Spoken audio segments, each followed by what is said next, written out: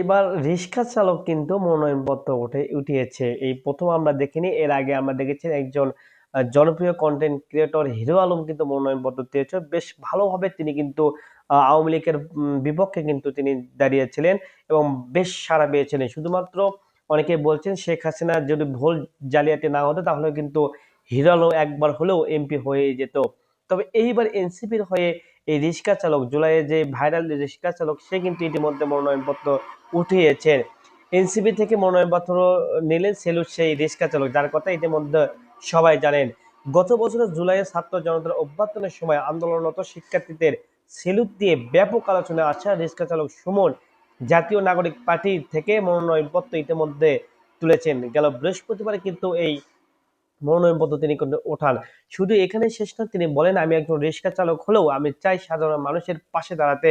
ইতিমধ্যে কিন্তু এনসিপির বেশ কয়েকজন নেতাকর্মীরা বলেছেন, বিশেষ করে ডাক্তার যারা কিন্তু বলেছেন যে আসলে আমি রাজনীতি করতে আসছি আমার নিজের স্বার্থ না, এখানে জনগণের স্বার্থের জন্যই আমি রাজনীতি করতে আসছি। আমি একজন ডাক্তার মানুষ হয়েও আমি তিনি একজন বড় ধরনের ডাক্তার হয়েও কিন্তু তিনি এনসিপিতে যোগ দিয়েছেন এবং সাধারণ মানুষের কাছে যাচ্ছেন শুধুমাত্র সাধারণ মানুষের কথা ভেবেই কিন্তু তিনি এখন পর্যন্ত দেশেই রয়েছেন। তাছাড়া অন্যান্য লোকজন বলছেন যে তিনি বিদেশে উচ্চ কোনো চিকিৎসক হিসেবে কিন্তু তিনি থাকতে পারতেন। তবুও তিনি দেশের কথা ভেবে, দেশের মানুষের কথা ভেবে কিন্তু তিনি দেশেই কিন্তু সাধারণ মানুষের জন্য কাজ করে যাচ্ছেন বলে বলেছেন। ভাইরাস সেই রিক্সা চালক কিন্তু ঢাকা ৮ আসন থেকে কিন্তু এবার লড়বেন ইতিমধ্যে জানা গিয়েছে এবং তিনি বলেছেন যে আমি সাধারণ মানুষের জন্য কাজ করতে চাই। আসলে আমার এই মনোনয়নপত্র ওঠানোর এই একটা মানে কথা আরকি তিনি উল্লেখ করেছেন।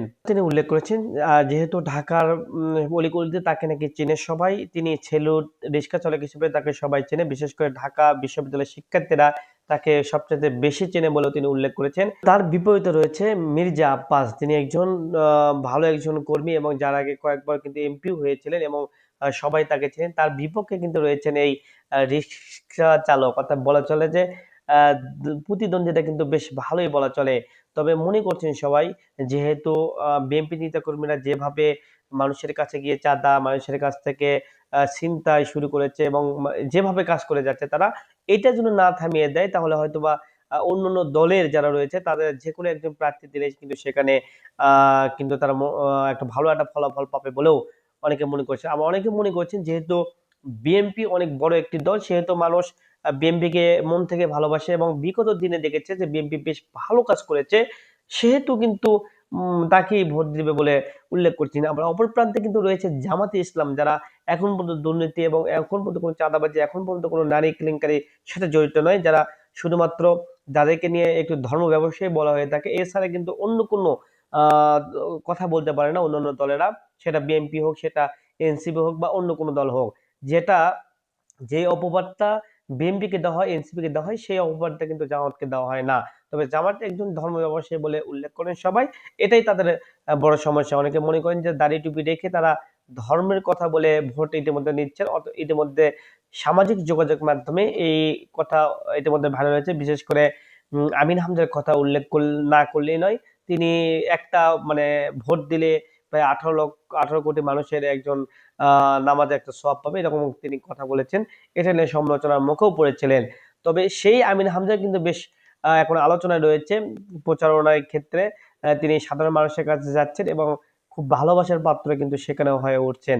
তবে এনসিপির এই রিক্সা চালক কি পারবে মির্জা আব্বাসের সাথে লড়তে?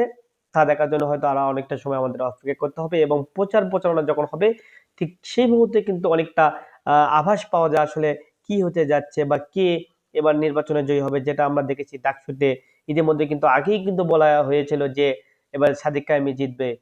আমরা তার পরবর্তীতে দেখেছি হ্যাঁ সাদিক কায়েমি জিতছে, কিন্তু উল্লেখ্য বিএনপিরা মেনে নিতে পারেনি, অনেক কিছু ভুল ধরেছিল যেটা সাধারণত হয়ে থাকে।